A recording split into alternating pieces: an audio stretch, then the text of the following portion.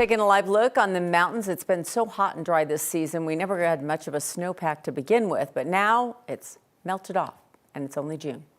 Senior weather impact meteorologist Chris Bianchi explains what this means for summer. Well, Colorado's snowpack is now officially at 0.0. It has officially melted off based on an average of more than 100 sites across the mountains.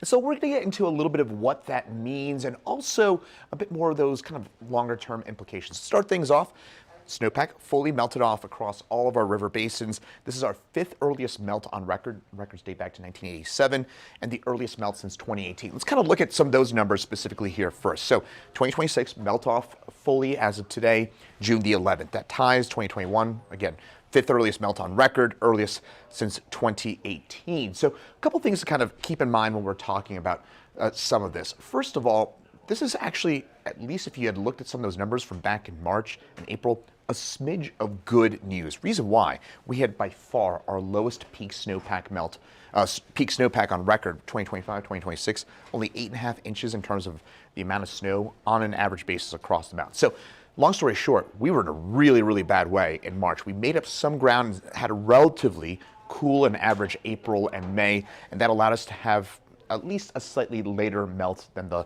earliest on record. So little good news there. But what this also means is that unfortunately, summer wildfire season, it is here. Now remember that here in Colorado, wildfire season or fire season is year round. In the winter and the spring, it is more of those grass fires. And in the summer, we get those big mountain fires that are a bit more bigger in coverage and often in time length as well. Burn bans probably going to increase here over the next few weeks now that we don't have the protection. Think of snowpack and snow in general as kind of a blanket of protection from summer fires.